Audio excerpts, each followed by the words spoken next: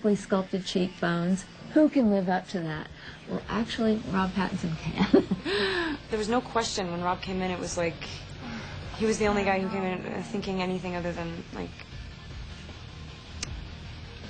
how to pose statuesque and be, you know, really attractive and perfect. And he looked afraid, and he looked like he had a sense of pain, and he knew why. I mean, to live 108 years by yourself, it's really terrible. In the script it said he gives a look so demonic and animalistic that it just scares these men, these fully grown men to the core. Right. And I just kept coming out the car.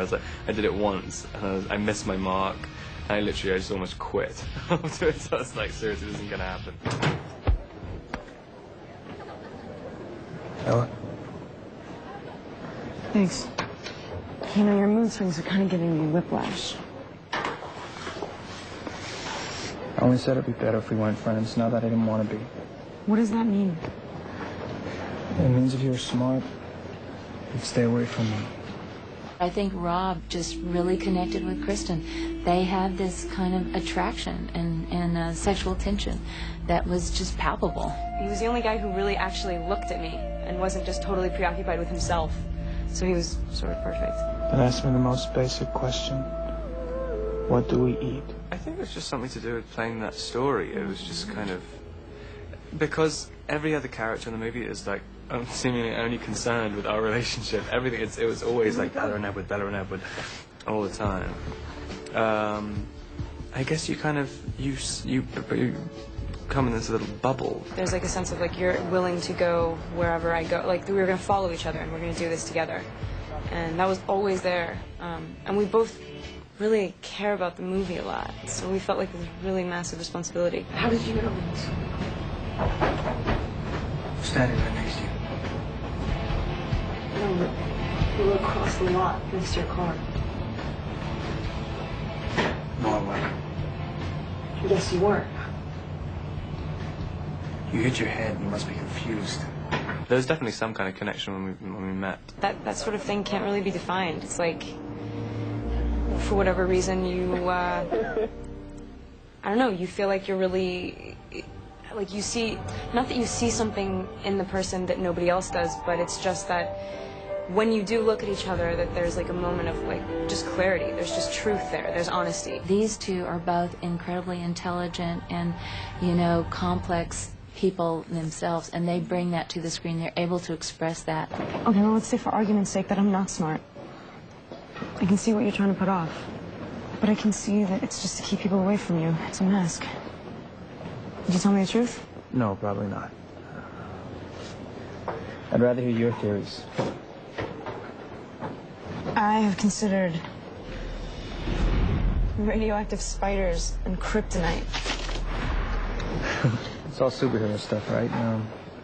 What if I'm not the hero? What if I'm the bad guy? You're not.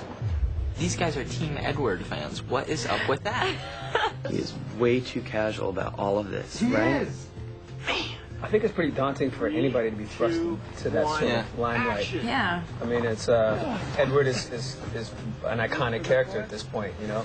He's the sexiest thing in the world, Edward. It's so funny because last year, you know, I'm struggling to even get someone to talk to me. And then, like, the whole world just turns and everybody finds you attractive. It's like, all right. I don't know how he does it, really. It's you know, and he does it with like this quirky charm that's just kind of rock starish. I don't know how he does it.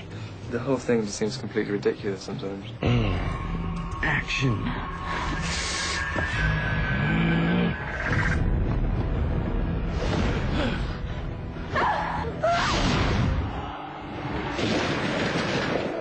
My favorite is the fight scene. It's amazing. I get to do so many stunts.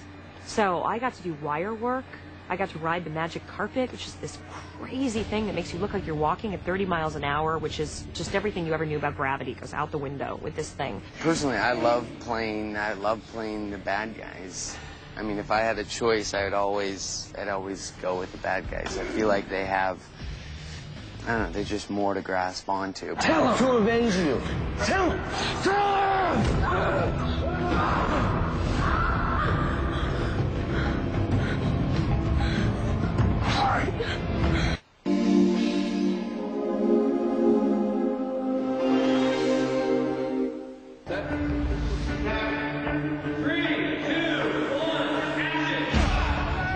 When I was writing the novel, I saw the whole thing in my head like a movie. I really wanted to see it brought to life. This looks just right. People dream about this book. It's our first day of shooting. We picked the most difficult set ever. Not one shot is easy. Love it. Welcome to Twilight. You know, it started with the books. I mean, Stephanie is kind of a genius, and so it, and even I read it before it was made into a movie, and it just kind of has that relatability. But then, you know, adding on top of that danger and vampires and sexiness and all that good stuff. Stephanie wrote such a cool book, and I wanted to just make that real, make it visual, make it exciting, lift it off the page from words into just a thrilling experience that you felt like you were there.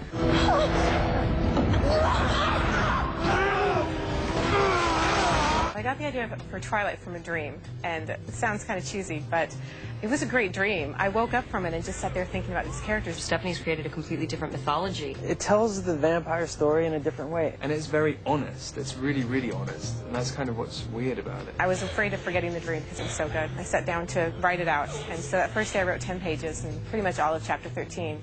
And then after that, I just wanted to know what was going to happen. It's an interesting story. I mean, the books, I read it, and I told everyone I was kind of a fan before I even got the part. I never sat down to write a novel. It was just a chance to kind of play with the characters in my head. And when I finished it, no one was more shocked than me that I'd actually finished a book.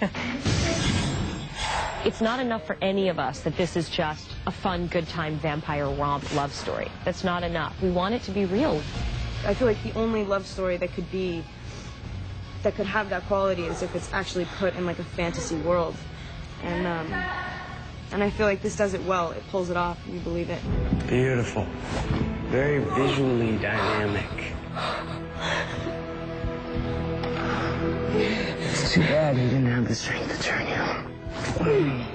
Instead, he kept you this fragile little human. I get emails from people who feel like my book has actually changed their life, which for me, I mean, it changed my life.